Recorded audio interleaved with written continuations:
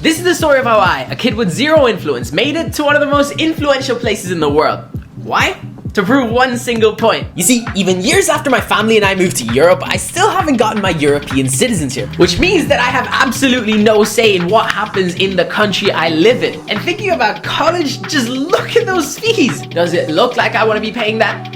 But I'm not gonna let the legal system get in the way of my stupid ideas. I'm gonna show this continent that I deserve to be a citizen, and you're coming with me. So here's a game plan. The plan is to get myself invited to the European Parliament, get onto that live stream in that big fancy room, and find a way to actually say a few words into the mic, thereby proving my influence in a place where people like me have no place. Well, at least that's the plan. Do I know how I'm gonna get there? Nope. Is the European Union really gonna invite a 17-year-old kid to speak there? Absolutely not. Is this whole concept a really big stretch for a YouTube video and borderline impossible?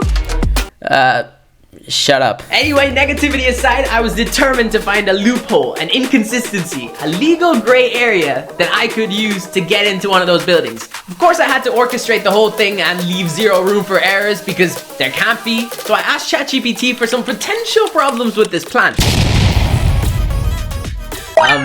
Well, AIs are idiots, so I asked some friends. No way, no chance. Cian Farren, zero, zilch, nada. I like the idea, yeah. But let's be for real. You're not making it into Parliament without a passport. What's the point in trying in this? Like, you need a miracle. No chance you get to Parliament. Realistically, you're not making it anyway. Okay, enough of that. Trust me, if you're watching this video, we're gonna pull this off. So I said that, but I'm gonna be honest, I don't even know how I'm getting to the European Parliament. I mean, there's 3 potential approaches. Dear magnificent members of the European Parliament, would you be so kind as to consider extending a coveted invitation to visit the majestic halls of the European Parliament in Strasbourg? I promise to be on my best behavior, and I really need this video. Pretty please. I promise to be a keen observer, an ardent admirer of democracy, and perhaps offer a joke or two to lighten the legislative mood. Yours admiringly, Karthik. That didn't work. So I moved on to approach number 2. Yeah, we can't do that. You see, a while back, one of my teachers sent me an email for something called Euroscola. It's an opportunity for students all across Europe to go to the European Parliament and be an MEP for a day. But it's not easy. It's actually a nationwide competition funded by the EU that I've got to win. Alright, so this is the brief. I've got to create a video encouraging young people to vote in the upcoming European elections. And first place gets to travel to the Parliament in Strasbourg, but second place gets nothing. So I have exams in like 4 weeks, so is it worth committing myself to this competition? I really don't know. So I've had to think about it. An MEP for a day means sit in that big fancy room, and it's probably the only chance I'm ever gonna get of being able to actually speak into that microphone, so I'm gonna have to do it. While I figure out how to make that video for Euroscola, we had another issue.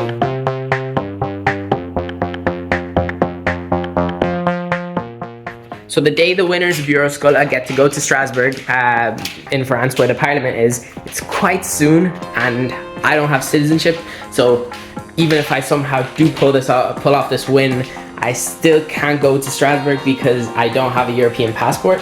But the deadline for entry is in like a few days, so if I'm gonna enter, I have to do it right now and just figure out how I'm gonna get to Strasbourg after, which is really risky. So with that very promising statement, I filmed and edited a video for Euroscola. I'm not gonna put the whole thing here, but if you really wanna watch it, links down below in the description. And so just like that, I had thrown the bait and the waiting game for the results began.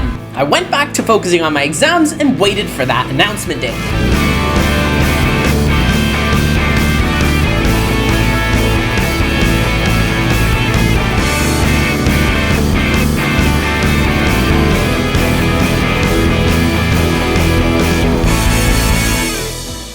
Alright, so it's results day. We have the results on the thing. I'm gonna go. At that point, we got interrupted by one of our teachers, and I didn't have the confidence to keep going. But long story short, we won! What? We somehow finished this whole thing and actually won the competition. The irony is unreal. I made a video telling young people to vote in the European elections when I myself can't vote in it. So apparently I'm going to Strasbourg in a few weeks and I get to bring my whole class with me. Amazing, I know. But there's still one problem. I don't have citizenship. And even if I somehow do manage to go, I still have to get into that big fancy room, say something on a mic, and get it put up on an EU website. There's still so many more risky elements coming up, so keep watching to the end to see if I made it or not. Because at this point, I have no idea if I'm gonna make it. And so began the search for a way to get me into Strasbourg. So I didn't find this, my parents did, but apparently here's this one page in a government website that says I can travel to Strasbourg if it could be called a school tour, which technically this is because my friends are coming with me. All I need to do is pester the teacher that's bringing us to fill out this stupidly long form. It's quite a bit of effort for them and I feel bad doing this, but we've made it this far. We gotta keep going. You don't realize how dodgy this thing looks, by the way. Does this even look like a real government document to you? It's so badly made. Imagine using this instead of your passport. There is no way I'm making it. Then the day came. I woke up super early, got the bags packed and threw in as many formal clothes as I could find and made my way to the airport. The flight was from here to Frankfurt and then a short bus ride to Strasbourg.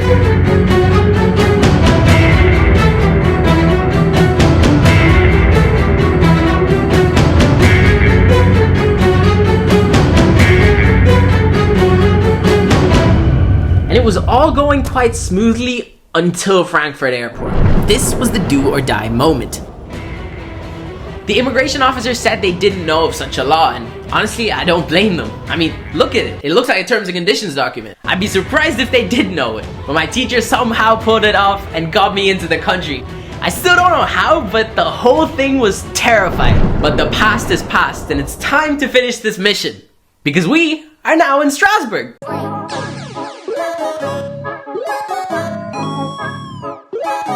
Gotta stay fresh like a brand new whip, that new smell, switching it up, too stale.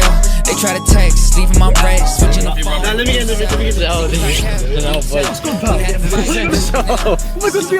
I know my place, coming for first, blue shell.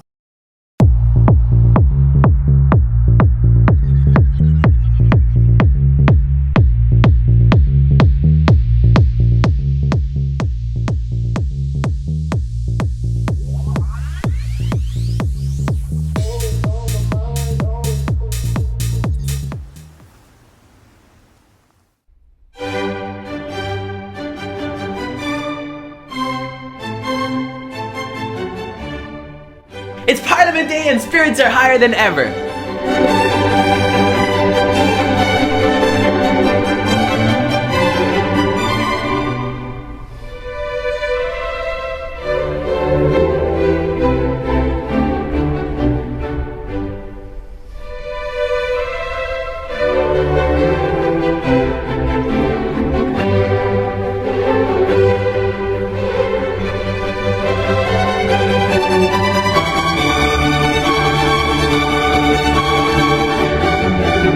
This is my one chance to complete this incredibly stupid mission and finally get to speak in that room where over 700 of the most influential people in Europe gather to change the world. And soon to be this 17-year-old idiot who can't even tie his own tie. I couldn't find another time where a non-citizen got to speak in the European Parliament, so I think if we're to actually do this, I'm gonna be one of the first people without citizenship to speak in the European Parliament. So the event began as normal.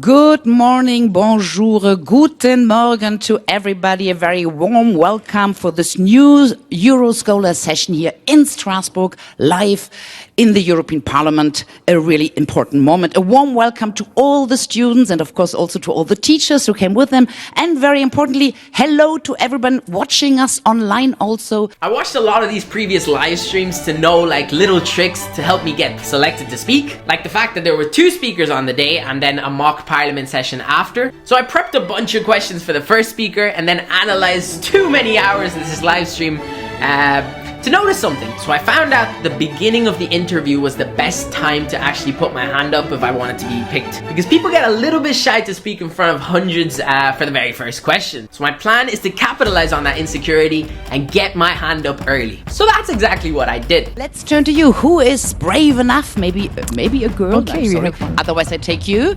Is there somebody who will ask a very first question? Yes, so I will take you. Number 216, please stand up and wait that the mic get red. No button needs to be pushed. It's up to you.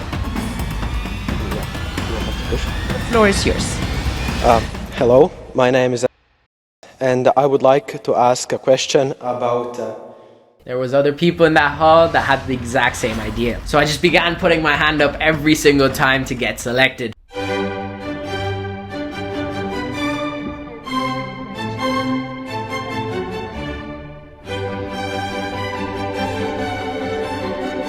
My name is Cillian. I'm from Ireland. Hi, my name's Farrell and I'm from Ireland.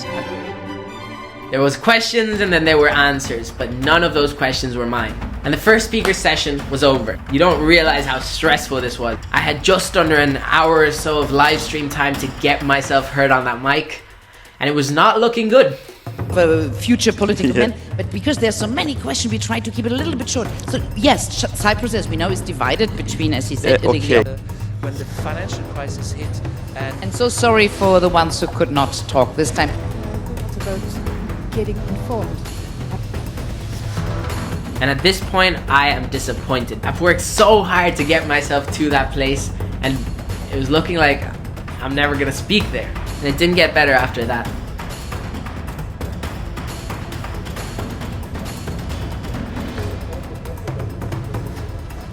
And then we had the final 3 questions. And like poetry, when you're at your absolute rock bottom, the only way left is up.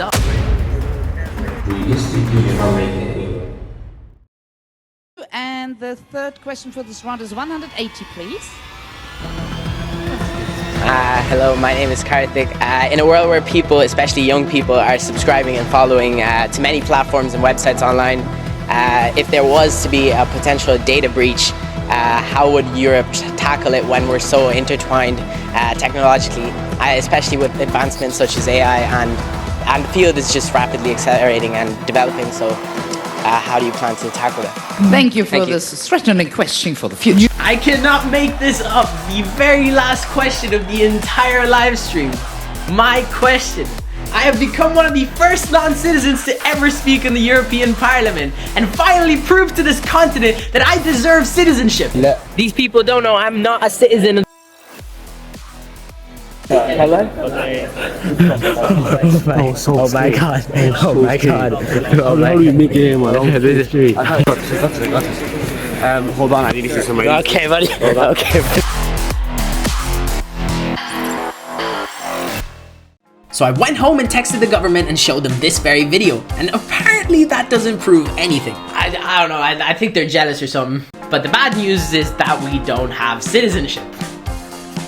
So this whole video was for nothing. Room for one more miracle?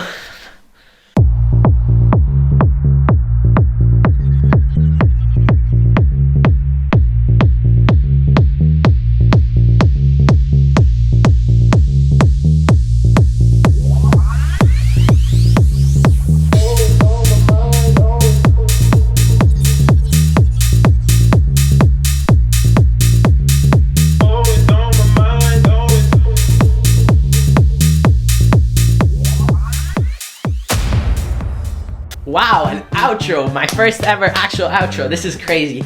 Make sure you hit that subscribe button, do whatever, hit the bell, please like if you like, dislike if you don't. Thank you.